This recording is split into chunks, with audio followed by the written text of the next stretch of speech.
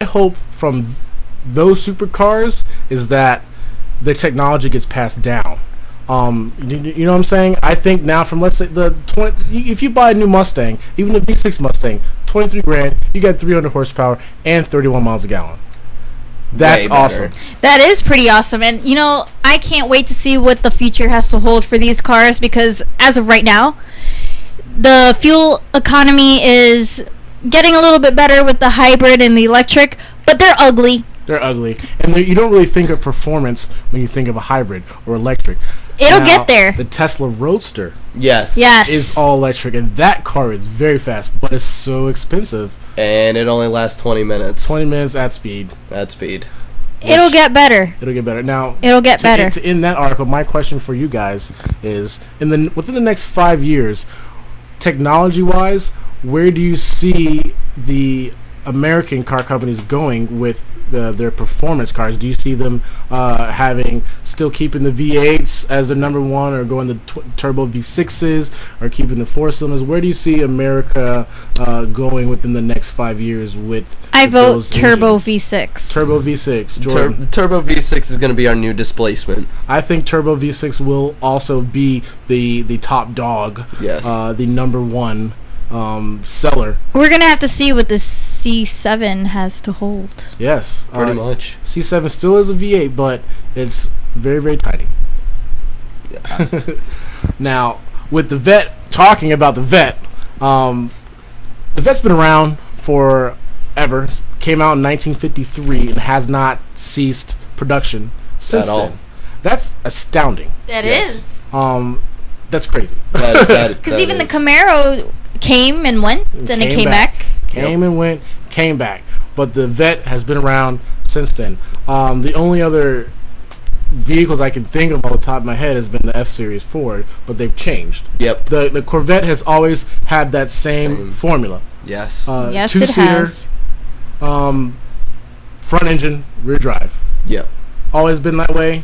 Probably will always be that way unless they change with the mid-engine. See, here's the thing. They can't change it too much, because if you waited this long to change it, you might as well keep the structure, at least the outside, the same. Yep. It has to look the same-ish. Yep. Now, with all these supercars out here, Ferrari, Porsches, the Audi R8, the LFA, the Lexus, I can name a whole bunch of these off the top of my head. The Scion. Which brings me to the Scion yes. FRS. Toyota's trying here with the Scion FRS. It looks like a very, very fast car, but in turn, it's very ridiculously slow. They're masking their boringness. Yeah, and a little bit of Toyota is showing out of their Scion on there. It's Good try, true. Toyota, but come up with a little better ideas. At least more speed. Copy Chevy. There you go. Yeah, a lot of y'all copy each other anyway, so just copy us for once. Copy Chevy. The Corvette is a great car. Just like I said before, compared to the other supercars, the Vet only costs a fraction of the price. Now, Nelly, the Craigslist car that you had was 43 grand? Basically. And 500 horsepower? Yes. Still get 26 miles a gallon? Now, let's say we had those same specs here, and we picked a Ferrari. Okay. And we picked the Audi R8. And let's say we're going to pick, give me another one. A Lamborghini. Yeah.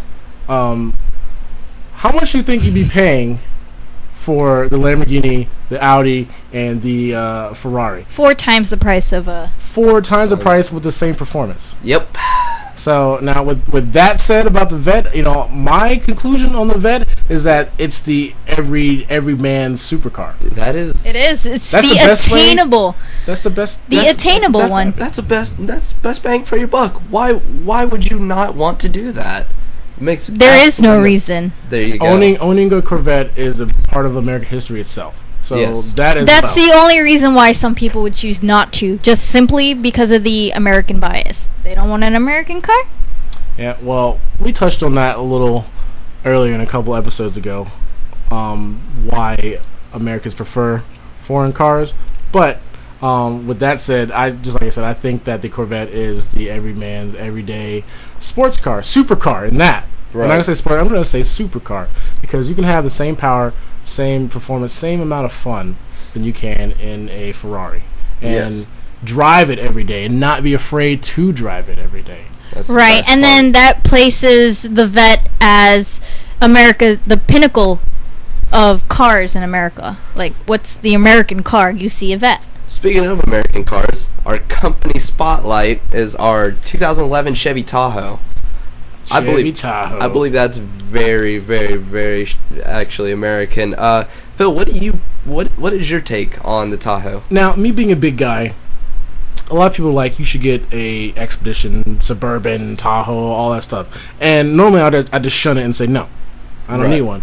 But the Tahoe is one I can actually see myself driving. I like it a lot. I like the older model a lot. Now, the new ones, their styling is a little bit different than the older generation, but I do like the Tahoe as a whole. Tahoe has been around for ages, just as long as almost Chevy's been around. Now, with the new one, there's actually 3 models plus a hybrid model. Hybrid. So the one thing that they all have in common, which is, I guess, something that's basic on all of these cars, the engine doesn't vary, the transmission doesn't vary, the fuel economy doesn't vary, and nor does drivetrain. But do you know what does vary? The price. Tremendously. And usually on most cars, what you're paying for is the variance in those 4 things. Different engine size, but on here, it's a 5.3 liter V8 flex fuel. Yep. Now that on comes all standard. of the models. That comes standard. It's got about 320 horsepower and about 335 foot-pounds of torque. In a huge vehicle, that's really not that much. It's not. But what's cool, it does have the flex fuel. The flex fuel is really cool. That is good. If you're driving on the interstate. And that's what you're paying for, really. That's what you're paying for, the technology. Exactly. But it hasn't really proven itself with the gas mileage. No. What's the gas mileage here? Gas mileage is 15 city and 21 highway. And that goes for all the models. And when you compare it to the hybrid is only 20 in city and 23 on the highway. Now, what's the price on that one? On the hybrid, it's 51 and change. $51,000 is a lot to pay for a full-size SUV. And it doesn't even get 25 on the highway. It doesn't even get 25 miles on the highway. Other cars in this class have got better, and they're not a hybrid. Very true. So that's telling you something right there. I think if they just would have worked on the flex fuel, they probably would have got better gas mileage than they would have with the hybrid. With this, all in a nutshell, for me, I would probably buy the LS, and any other options that you're missing out of it, put them on separately. These are all cheap options that you could put on yourself and not spend 51 grand. Yeah, that's way too much money. This is a family vehicle. You're going to have your kids in it. Obviously, they're going to listen to the DVD player, do all that stuff. You can buy all this stuff separately and spend a fraction of the cost. I mean, you don't even have to buy a DVD player nowadays. You can just get a tablet. That's right. Get a tablet, put it on your iTunes. There you go. And speaking of iTunes, our show. It is on iTunes. We made it. Yeah, we are there. You guys can search us at Backseat Drivers Podcast. Remember to write podcast, not Backseat Drivers. There's a song called that. Yes. so search Backseat Drivers Podcast. We have a website, backseatdrivers.podbean.com. Also, check us out on Facebook. We have a group and our own personal page. This has been an incredible run so far. Nelly, let me thank you for being on our show. No problem. Thank you for having me. Jordan, you've been a turd. Yeah, well, you're not so great yourself, Phil. I'm kidding. I love you, guys. It's all good. Now, with that said, Chevy has been our last company spotlight car that we're doing for season 1.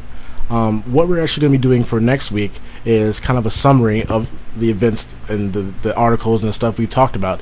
Give you a little insight on ourselves, what we've been doing while we're doing this, and just kind of bring our hopes for the show together. Yeah, have our aspirations for the show. You know, we're all kind of doing this on a whim here, so we want you guys to actually listen to it before we put out everything. Yes. Please, if you listen to it and you like it, promote it. Tell your friends, tell your family, like it on Facebook. Do everything you can. Now, on that note, I just want to say thank you to everybody. Thank you, Nelly. Thank you, Jordan. Thank you, all your listeners. Do you guys have anything to say? You guys have anything to say before we? Don't miss us too much. We'll be back. We'll be back. We will next week. With that said, thank you guys for tuning in. I am Phil. Jordan. And I'm still Nelly. Yep, this has been Backseat Drivers. Good night, guys. Bye.